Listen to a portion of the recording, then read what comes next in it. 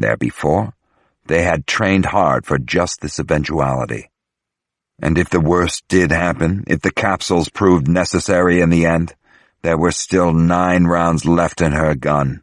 That meant 9 more Americans who would die before she did. Inside the mostly deserted bus terminal, she crossed the waiting area to a small bank of battered and heavily graffitied payphones at the back. Surprisingly enough, the first one she picked up gave a dial tone, and she pressed 0. It took an irritating amount of time to place the call, overseas, collect, to Saudi Arabia. The American operator was virtually useless. But then, all at once, a familiar voice was there on the other end of the line, accepting the charges. "Hala, darling, is it you?" her mother said in Arabic. "Where are you?" "Still in America, Mama," Hala said. It was strange using her native language after so many weeks of English. "Our business isn't done here yet. Tariq and I are staying on 1st Street, between K and L. "I don't know what that means, Hala." "K and L?" "It's where we're staying right now," she said. "But when are you coming home?" her mother wanted to know. "Fahd and Amina ask about you every day. They miss you so much." Hala squeezed her eyes shut against the tears that wanted to come. She mustn't do anything to draw attention here, she knew. Not even the smallest thing. She would not let herself cry or show any other weaknesses. "Give them my love, Mama," she said. "Please." "But they are right here," her mother said. "No, I can't stay on the phone." She tried, but too late. A moment later, Fahad's sweet voice was in her ear. "Mama, I miss you." "I miss you too." "Are you being a good little man?" she asked. Her own voice was thick. She hoped the boy wouldn't notice. It was nearly overwhelming. "Yes, Mama, we're learning about geology in school. Did you know what sedimentary rock is?" "I do," she said. "But, Fahd, I can't talk right now. Mama has to go." She could hear poor little Amina clamoring for a turn in the background. "Back to 1st Street between K and L, across from the bus station." "What, Mama?" "I have to go," she said quickly. "Tell your sister that Papa and I love her very much. We love you too. You are the best children in the world." "Will we see you soon?" he asked. Hala gave the only answer she could bring herself to give. "Yes," she said. "Soon, very soon." Hanging up the phone on Fahd was as difficult as anything Hala had been called upon to do in America, but also just as necessary. Every second she spent in public here was a large risk. As soon as she'd gathered herself, she turned and walked quickly back the way she'd come. Now all she could do was pray that the right people, and none of the wrong ones, were listening in on her parents' telephone calls. The family was very thorough that way, but so much had changed in the past few days. Whether or not they'd heard what she said, and whether they'd come for her and Tariq, only time would tell. Inshallah. Chapter 91. I woke up to a text on my BlackBerry the next morning. It had been sent by Peter Lindley's office assistant. 8:30 a.m. Liberty Crossing, vital meeting with A.D. Lindley. Please confirm. The last thing I wanted now was to be pulled back out to LX1. I tripled the surveillance on Rodney Glass and had 3 teams keeping an eye on him around the clock in 8-hour shifts. If he made any more odd moves, I wanted to be close by when they happened.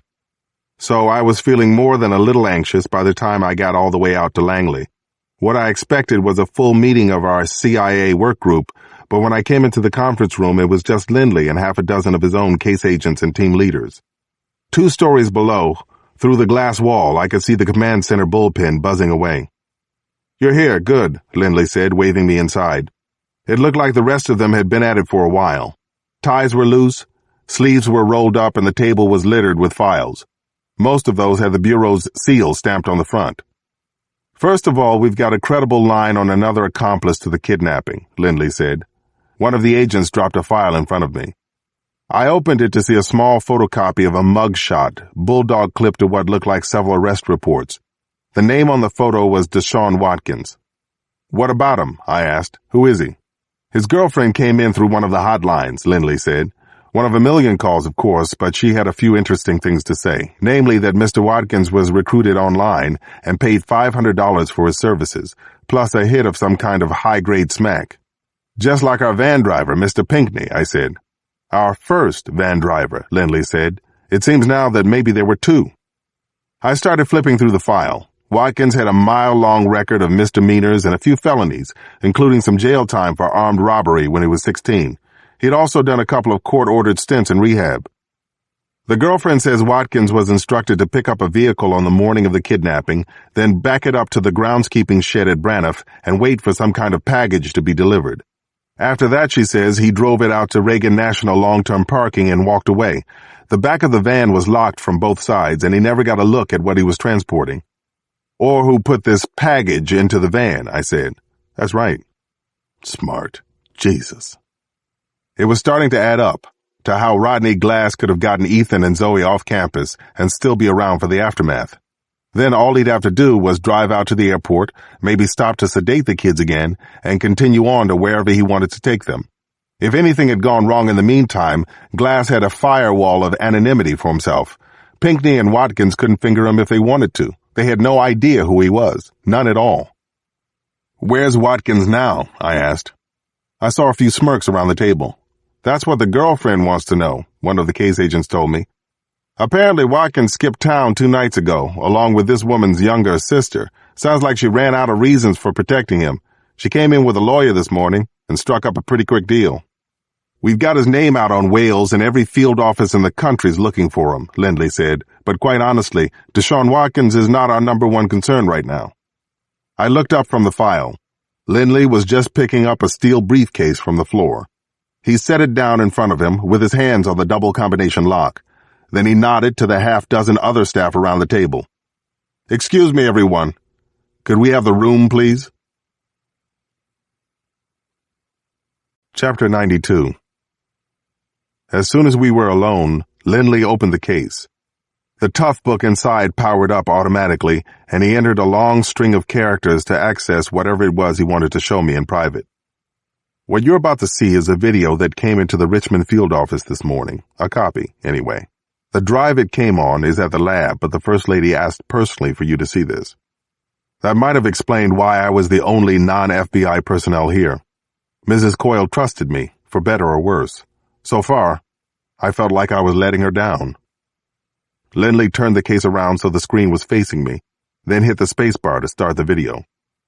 At first, it didn't look like anything was happening.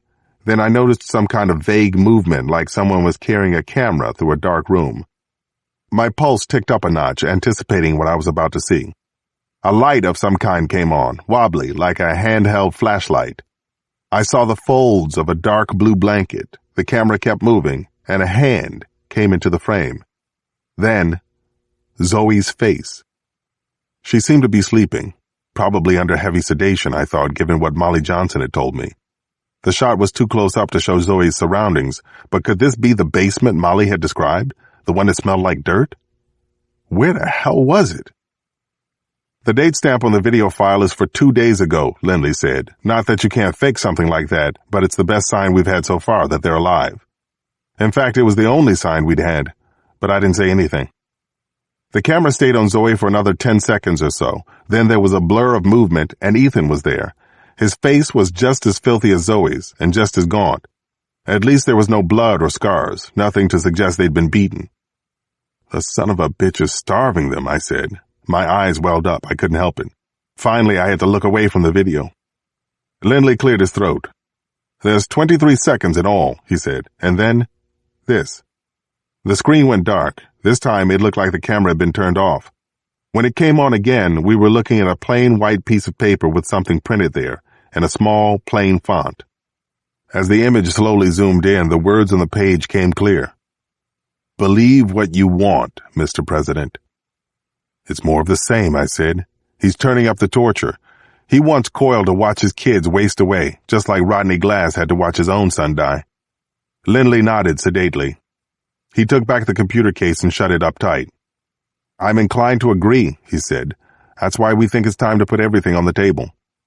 I wasn't sure I liked the sound of that. What does that mean?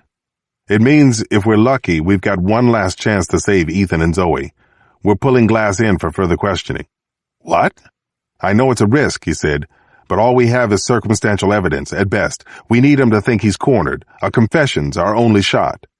Hang on, did we just see the same video? I said. What do you think happens to Ethan and Zoe if you take them out of commission? Lindley didn't like to have his authority questioned. I could see it in the way he set his jaw when he looked at me. What are you suggesting, Cross? We do nothing about this? We wait him out? I'm saying let's consider all our options while we still can. I got up and started moving, trying to think clearly. After weeks of walking through molasses on this, it was all happening too fast. Maybe we create a false story. We say we have his print on the videotape, something to let Glass think he's got no room to maneuver. But Lindley wasn't even listening anymore. His phone had just buzzed. He looked down to check whatever message had come in. Too late, he told me. Glass is already here. Chapter 93. Rodney Glass was a damn good actor. He seemed genuinely perplexed about why he'd been pulled in for another interview. But he didn't fool me for a second. He'd been to medical school. Of course he was bright. How many times do I have to say this? He asked less than a minute into the interview. I was treating Ryan Townsend for a bloody nose just after Ethan and Zoe went missing. I've got Ryan himself, not to mention at least one Secret Service agent, to back me up on this. So can someone please explain what I'm doing here? He had a cocky, almost adolescent quality to him, all the way down to his NBA kicks. Was that part of his act too? Just another way to get the kids at Braniff to trust him? I also had the impression Glass had taken something, maybe even just a Klonopin to keep himself loose while he was here. He certainly knew his way around pharmaceuticals. What about just before Ethan and Zoe disappeared? I asked. Where were you then? Isn't this already in your files or whatever? Humor us, Lindley said. After our initial argument, Peter and I had agreed on one thing. Now that Glass was here, we needed to hit him with everything we had, and maybe some things we didn't have. I was in the faculty restroom, okay? Taking a dump, if you really want to know. Lindley scribbled something in his file. And how long does it take to walk from the faculty restroom back to the infirmary? I asked. Glass shook his head and frowned. I don't know. A minute and a half? You tell me. Just about a minute and a half. But you weren't coming back from the restroom, were you? And that's not really a question, is it? It also takes about a minute and a half to get back from the tunnel under the school if you hurry. I timed it myself. Yeah? Good for you. I hated this guy. I really did. The stakes couldn't have been higher, and I was feeling edgier by the second. I didn't care anymore that he'd lost his son. That didn't excuse what he was doing now. Before that, you were using the phone from Emma Allison's locker to send Zoe Coyle a text, one that would get her down into that tunnel just after homeroom, I went on. I guess the only thing I'm wondering is whether you planned for Ethan to be there too, or if you had to improvise. Glass actually grinned and looked around at everyone else in the room. There were 5 of us, including 2 of Lindley's agents, recording the interview with a camera and a laptop. Why do I feel like I'm being set up here? He said right into the camera. Lindley put down his pen and closed the file in front of him, as if he were just getting started. Mr. Glass, was there some sort of incident between you and your ex-wife in March of 2007? He asked. Glass did an exaggerated double-take, looking back and forth between Lindley and me. I'm getting whiplash in here. What are you talking about? I'm lost. She says you drugged her and held her hostage for 3 days, shortly after the death of your son. What? His face dropped. For the first time, he actually seemed surprised. So, this is how you want to play it? The dead kid card. Are you joking? I stood up. I couldn't sit still for this anymore. Do we look like we're joking? I said. Lindley went on in the same monotone. He stayed in his seat. Would you be willing to show us where you took her? He asked. I can't. I can't because it never happened. Did you ever bother to check Molly's medical records? She had a complete breakdown after Zach died. I'm talking clinical. So if she thinks I held her hostage or whatever, that's her problem, not mine.